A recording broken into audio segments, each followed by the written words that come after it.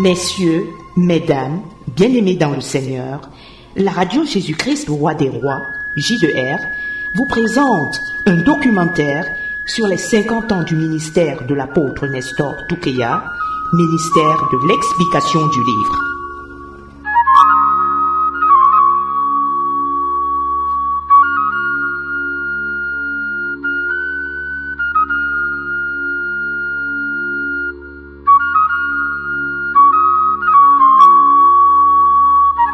À ceux qui cherchent Dieu, afin qu'ils le trouvent, à ceux qui l'ont rencontré, afin qu'ils demeurent avec lui et soient réconfortés dans leurs convictions chrétiennes, à travers ce documentaire.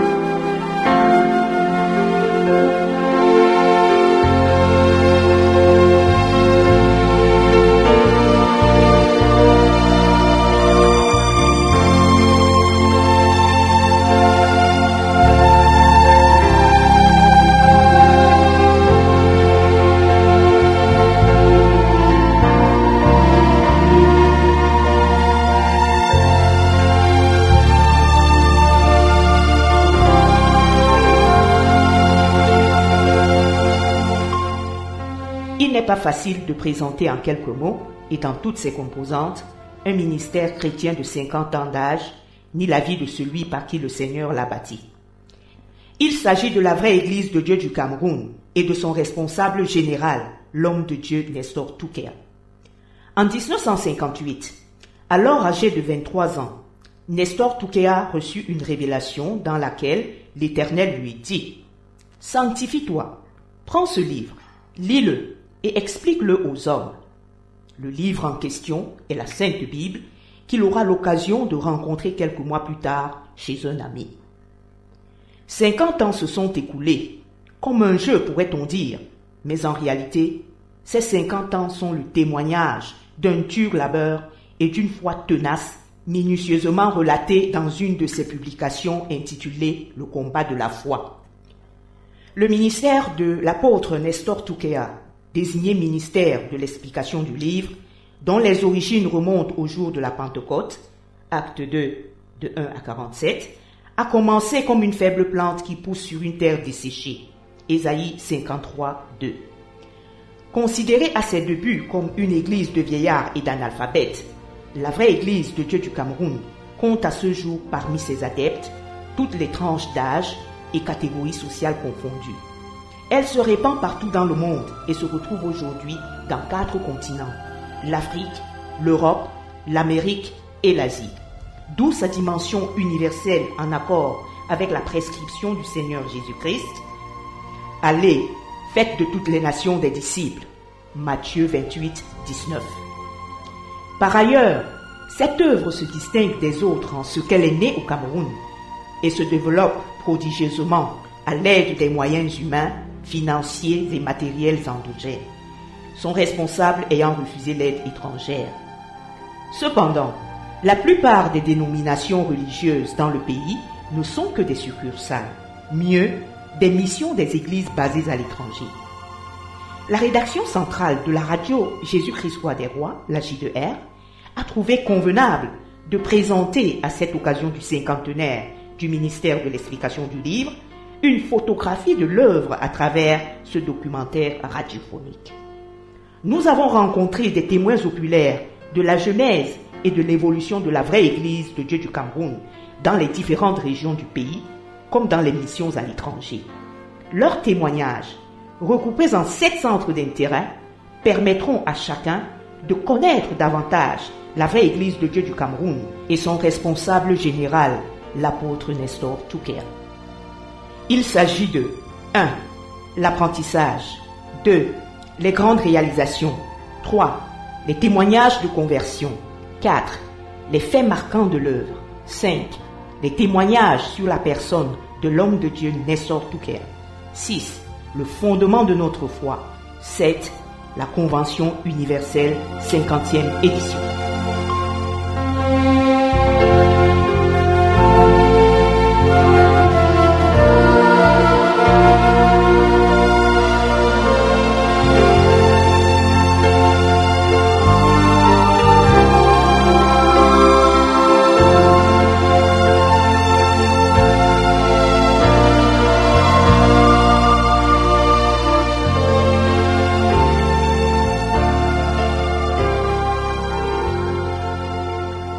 L'apprentissage. C'est en 1959, soit un an après son appel, que Nestor Toukéa quitta son département d'origine, le département du Ndé, dans un contexte sociopolitique marqué par la guerre civile, pour s'installer dans le littoral à Douala. De même qu'un nouveau-né a besoin d'être nourri et encadré pour grandir, l'envoyé de Dieu Nestor Toukéa, dans ses balbutiements, eut besoin de soins spirituels nécessaires à sa croissance. Bien qu'ayant déjà avec lui la Sainte Bible, boussole de référence qu'il aimait plus que toute autre chose, le Seigneur mit aussi sur son parcours des hommes et des cadres religieux pour forger son expérience et affermir sa foi. C'était la première phase de sa mission, la phase de l'apprentissage.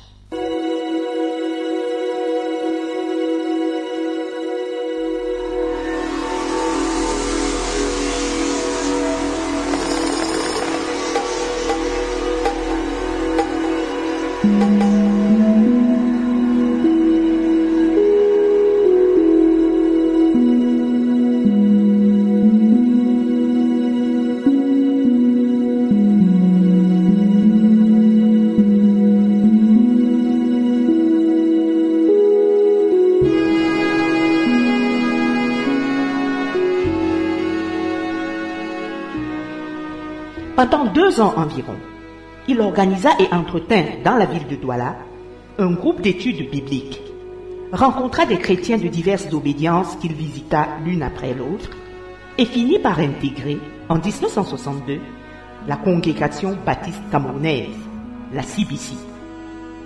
Cette année-là, 3 missionnaires pentecôtistes européens, une femme et 2 hommes, Bulcar et Henri Arpin, vinrent prêcher au bord du fleuve Vouri et dans les églises de cette dénomination qui devint pentecôtiste suite à leur prédication. C'est au sein de cette congrégation que Nestor Toukéa fut baptisé par immersion au nom du Père, du Fils et du Saint-Esprit par le pasteur Edima Ewane, responsable de l'église de Bali. Dès lors, la porte du sacerdoce lui fut concrètement ouverte, mais en partie à cause d'un manquement indispensable, le baptême dans le Saint-Esprit. Il obtint néanmoins un certificat de prédication et acquit au sein de cette structure de nombreuses connaissances sur Dieu et sur la communauté chrétienne. Il crut alors que c'est là que Dieu l'appelait à le servir. Mais curieusement, lors d'une réunion avec les responsables de la CBC, l'Éternel lui dit expressément « Sors de ce milieu pour mon service ». Nestor Toukéa obéit promptement et se retrouva dans la rue. Toujours à la recherche de Dieu, il rencontra un jeune prédicateur, Samuel Vomo, qui lui conseilla d'instituer une cellule de prière matinale chez lui. Sans tarder, grâce à l'encadrement de ce jeune prédicateur, Nestor Toukéa, un de ces matins de l'année 1963, reçut enfin le baptême dans le Saint-Esprit. Désormais, l'Esprit de Dieu serait là pour le guider en toutes choses. Ce même jour, il tint sa première campagne d'évangélisation dont la moisson fut surprenante. Quelque temps après, la première assemblée sous l'apostolat de Nestor Toukéa fut implantée à Douala, au quartier Nioubel, dans sa propre maison dont il détruisit toutes les chambres afin d'avoir un grand espace pour les fidèles.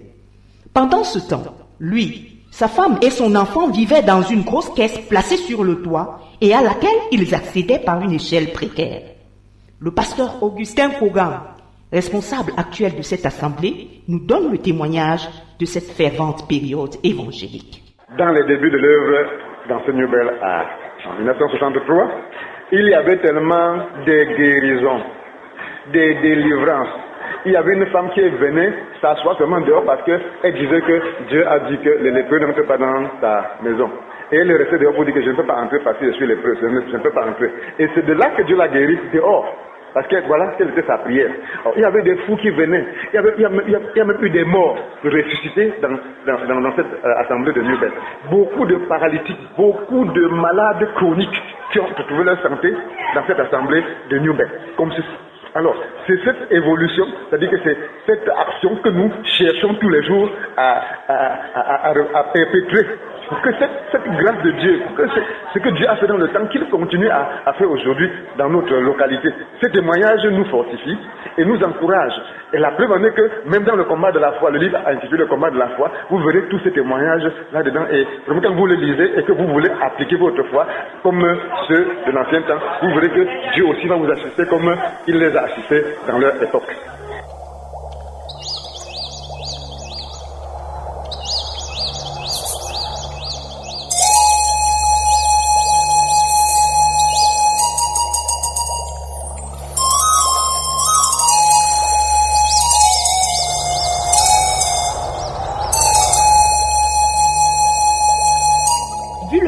Croissant de personnes qui acceptaient chaque jour Jésus-Christ comme leur Seigneur et Sauveur personnel, Nestor Toukéa procéda à son premier service de baptême qui lui ouvrit une nouvelle porte, la main d'association avec l'Assemblée chrétienne des témoins de Christ, l'ACTC, dont le président était le pasteur André Mbassi-Cour.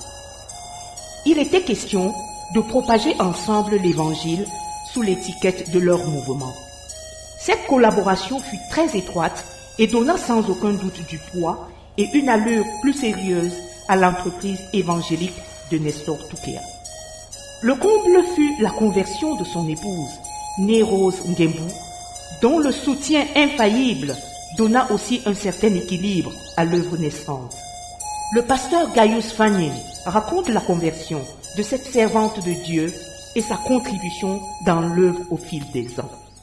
Oui, maman Nguembu Rose, communément appelée maman Tonta comme on l'appelait, généralement, elle est comme la mère de l'église, femme de l'homme de Dieu, Toukéa Nestor. Elle a cru par la conviction de Dieu, parce que avec son mari ne l'avait pas forcé de croire, mais son mari avait dit, l'homme de Dieu avait dit que, bon, le jour où mon Dieu va avaler ton Dieu, tu vas croire, parce qu'elle avait décidé de rester catholique. Bon, évidemment, elle est restée catholique, c'est au moment où elle a senti comment Dieu la pressait. Elle sentait vraiment la pression de Dieu sur elle, et elle a pleuré après une prière matinale. Je veux le baptême, je veux le baptême, je veux le baptême. Elle pleurait, parce qu'elle sentait le poids de Dieu sur elle. Et dès lors, elle a accepté le Seigneur Jésus-Christ, et elle était vraiment une aide auprès de son mari, l'homme de Dieu Toukéa Nestor. Parce que en fait, l'homme de Dieu Toukéa Nestor, parce qu'il était toujours en déplacement pour l'évangélisation, l'encadrement des âmes un peu partout, elle était stable. Elle était comme la conseillère de l'église, en fait, des femmes. Elle organisait régulièrement des réunions des femmes, et plus spécifiquement des réunions des femmes et des serviteurs, elle leur donnait des conseils. C'est elle qui faisait presque tous les stages de mariage. À l'époque, il n'y a pas d'école de mariage.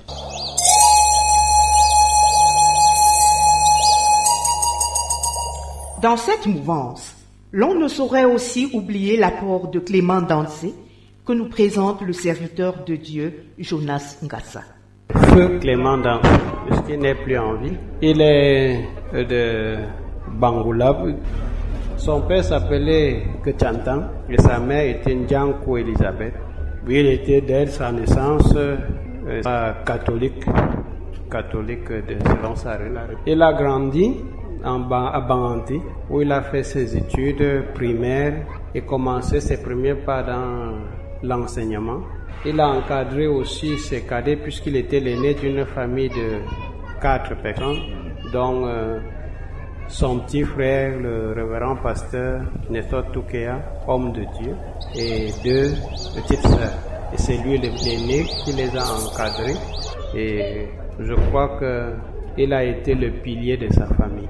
Il a été en effet d'un très grand soutien à son petit frère, soutien moral, soutien intellectuel, il a été d'un grand soutien. Il a contribué beaucoup à asseoir cette œuvre que son petit frère engagé atteint encore, je dirais, dans beaucoup d'ignorance sur des réalités du terrain. Et il lui fallait donc apprendre sur le tas. Donc son frère donc a été d'un grand apport pour lui pour concrétiser cet appel que Dieu lui avait donné sur le plan administratif très particulièrement.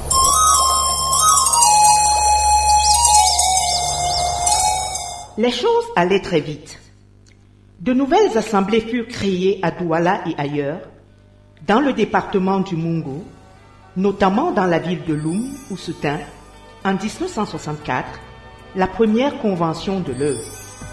À cette occasion, le samedi 24 décembre, jour mémorable, après les enseignements de la soirée, le pasteur Samuel Obaker, proche collaborateur du pasteur André Mbassikuo, pria solennellement sur le pasteur Nestor Toukéa et lui imposa les mains, le consacrant ainsi pasteur conformément aux Saintes Écritures.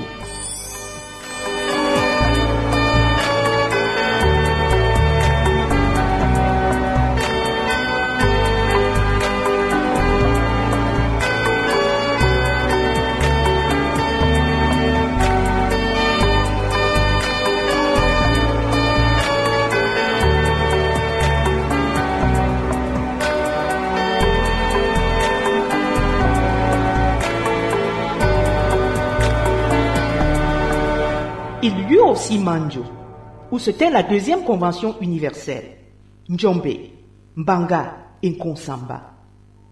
L'entrée de l'évangile dans cette dernière ville est fortement liée à une figure emblématique. En effet, lors d'une campagne d'évangélisation, toute la ville de Nkonsamba fut touchée par la parole de Dieu. Mais les habitants furent intimidés par les religieux qui s'opposèrent fortement à la prédication. Un jour, tel qu'il est écrit dans le combat de la foi, exacerbé par l'incrédulité de la population, Nestor Toukéa prévint la foule de ce qu'il allait secouer la poussière de ses pieds en signe de malédiction et quitter ce lieu, selon Matthieu chapitre 10, verset 14.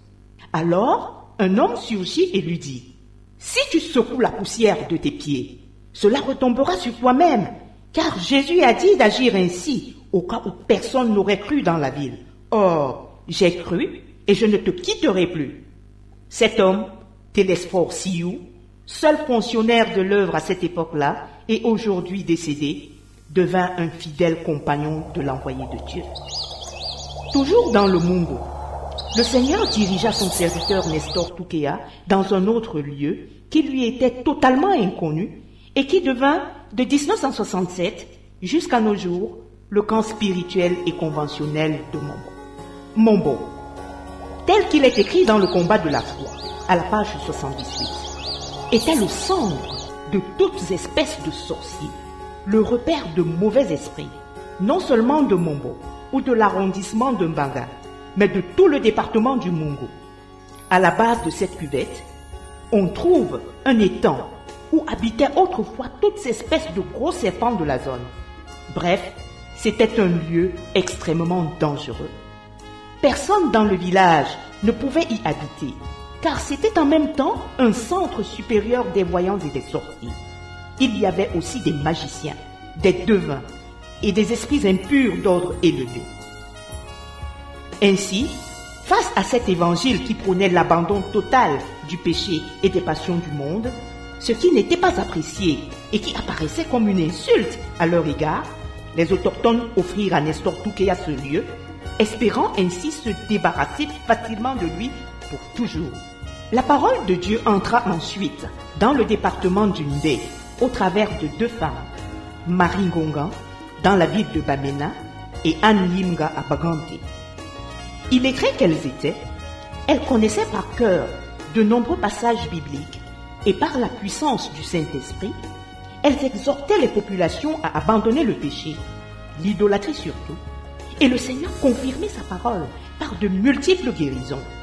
Des hommes et des femmes nombreux confessaient leurs péchés et acceptaient le Seigneur Jésus-Christ comme leur Seigneur et Sauveur personnel. Bientôt, à Bamena comme à Baganté, une assemblée fut constituée et elles se dévouèrent à leur encadrement avant l'arrivée des serviteurs de Dieu. Le département du Mbam fut aussi visité, d'abord à Makenene, puis à Bafia, avec beaucoup de soubresauts. C'est dans ce champ particulièrement difficile que Nestor Toukéa fut arrêté pour la cause de l'Évangile en 1970 et conduit en prison à la brigade mixte mobile de Yaoundé, un univers de triste réputation où il fut détenu pendant 45 jours. Martine Tchotchou, devenue plus tard diaconesse après Marie-Thérèse Ngoliking et Thérèse Tchonan, se retrouva seule à persévérer à ces moments de violente persécution dans la ville de Bafia. Elle priait et faisait des kilomètres pour témoigner la parole de Dieu aux hommes. Ne sachant pas lire, elle rend le témoignage du Seigneur qui lui a appris à lire la Bible en français. Pour ça, je dis que Dieu est grand, qui m'enseigne celui. Même pour parler en français, moi, c'est Dieu qui m'a... C'est que quand j'étais seule, quand je commence pour prier, je vois déjà que je prie en français. Je vois déjà que c'est en français, ce n'est pas mon patois. Pourtant, je commençais à patois. Je termine seulement en français.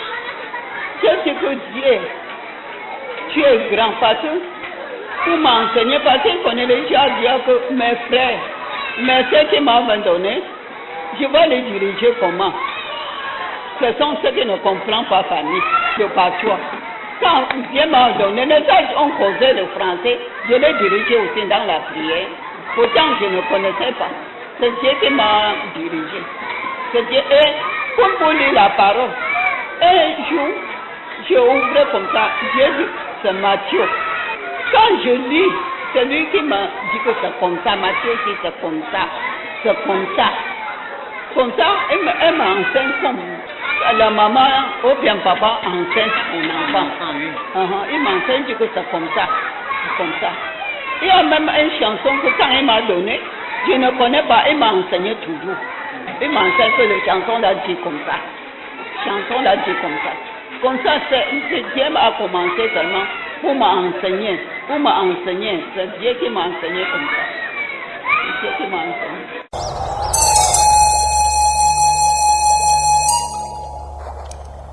Deux ans avant cette difficulté survenue à Bafia, c'est-à-dire en 1968, Nestor Toukéa s'arma de son bâton de pèlerin, toujours soucieux de convertir les âmes, et se dirigea vers l'ex-Cameroun occidental, aujourd'hui région du Sud-Ouest. Ce départ lui fut salutaire, une véritable bouffée d'oxygène face au torchon qui brûlait au sein de l'Assemblée chrétienne, où il était littéralement assommé par les multiples luttes d'influence et les désordres qui y régnaient, sans oublier que leur mouvement jusque-là était illégal et le responsable général n'en faisait aucun cas. Nestor Toukéa arriva dans la ville de Kumba et entra en contact avec la vraie Église de Dieu du Cameroun, dont les responsables étaient tous basés au Nigeria.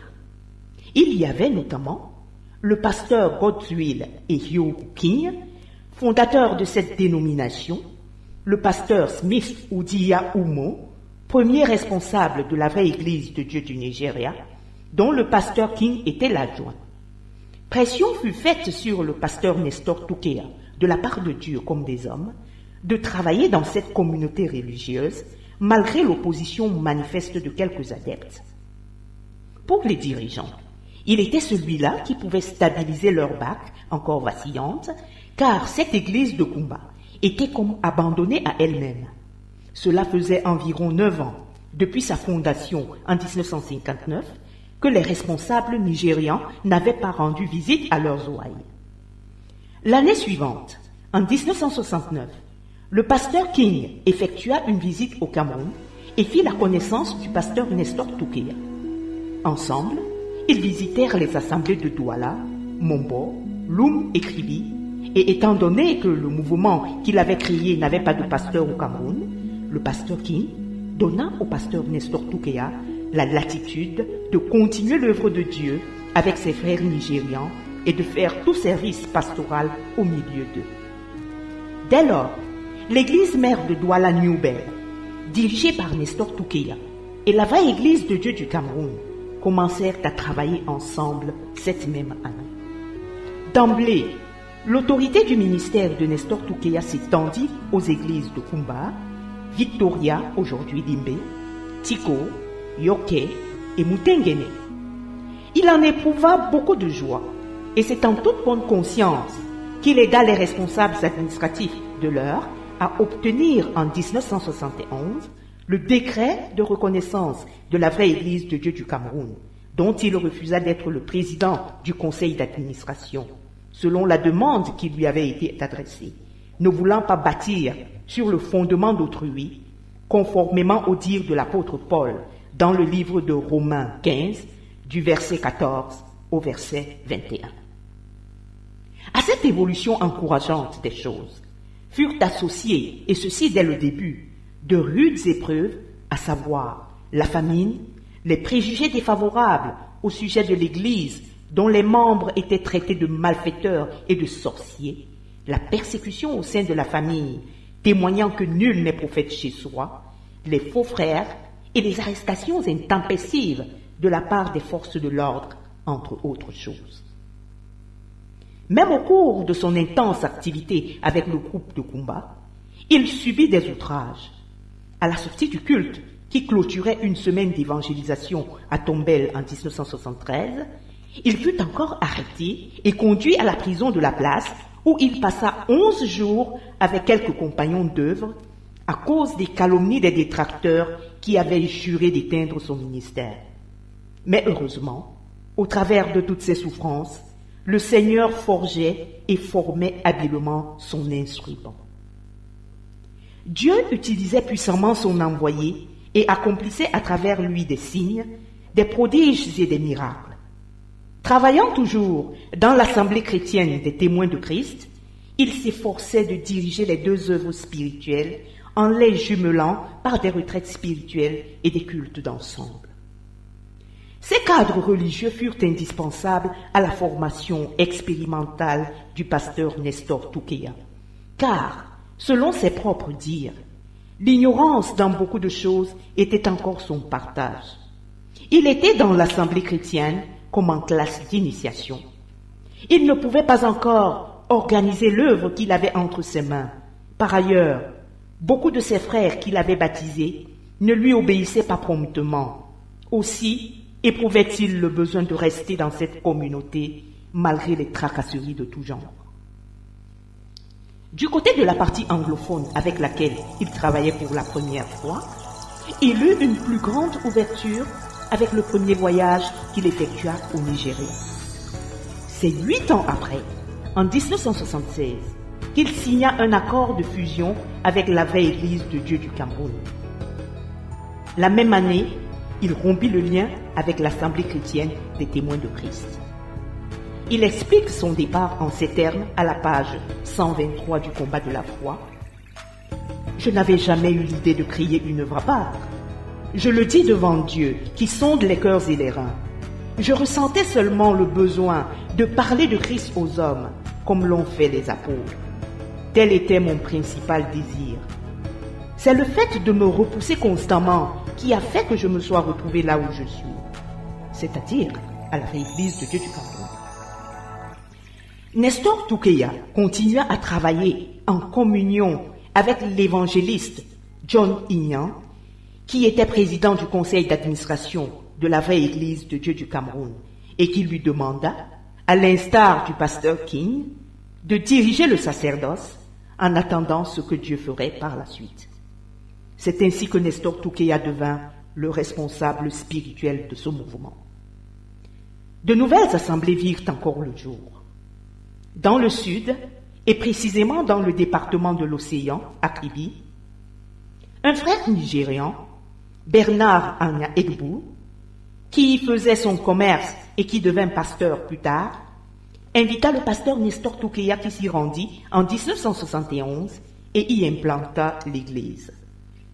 Des âmes y adhérèrent nombreuses, grâce aux prodiges et miracles que Dieu opéra. Originaire de la localité, Innocent Nkouli rejoignit la bergerie en 1977. Consacré pasteur en 1983, il raconte ses premiers pas. Oui, vous savez d'abord que le Sud est beaucoup religieux, mais la religion dans le péché. Et je suis natif du Sud. Je suis de l'Olodor, de l'ancien département de Fils, appelé aujourd'hui département de l'Océan. Mais toute ma jeunesse, mon école, donc au niveau du secondaire, je fréquentais à Kribi. Donc mes études secondaires ont été faites au CG de Kribi. Et j'ai travaillé à Kribi. Je me suis marié à Kribi, j'ai pris à Kribi, j'ai encore servi Dieu à Kribi. Donc c'était très difficile de voir un homme du Sud et côtier qui croit à l'évangile. Et lorsque j'ai cru, j'étais d'abord affecté à Loum, après Loum, Tchang, je suis revenu à Kribi. Et il fallait tout faire, jeûner et prier pour voir mes frères du département de Kribi en ce temps-là, voir à la parole de Dieu. Donc j'ai passé les temps de jeûne et de prière. Je quittais la Lopé à pied pour venir distribuer les traités à Kribi. Je marchais à pied, Kribi Sokapal, pour essayer de voir que les frères croient à l'évangile. Et la pauvreté ne manque pas. Je sais qu'il y avait des mois où j'avais 3 200 par mois, étant père de 3 enfants. Ouais, donc c'était vraiment difficile. Mais au fur et à mesure que je m'adonnais, puisque j'étais beaucoup zélé pour témoigner, les frères ont commencé à venir. Notre première assemblée était au quartier Zahir. Et là, il y avait la majorité nigériane. Et le Seigneur a commencé à ramener les Camerounais. Et c'était vraiment édifiant. La salle était petite, on a cassé, on a augmenté.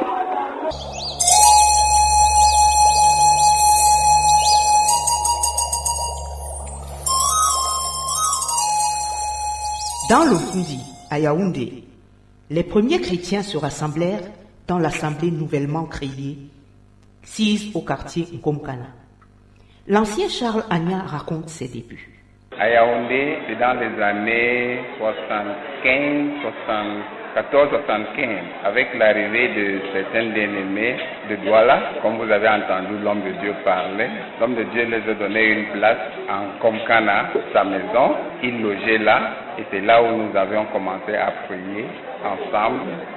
Il est vrai que après un certain moment, ils sont déviés, partis, ils sont devenus les banamites. Et nous sommes restés qu'à 2 avec le diacre Gabriel. Et c'est là où l'œuvre a commencé. Et l'homme de Dieu nous a envoyé un serviteur qui était avec nous, Élie, paix à son âme, il n'est plus. Et après, il y a eu un serviteur, Kenko Emmanuel. Nous avions fait un temps avec lui. Et c'est l'arrivée du pasteur Ngenje Pierre qui a donc relancé l'œuvre à Yaoundé.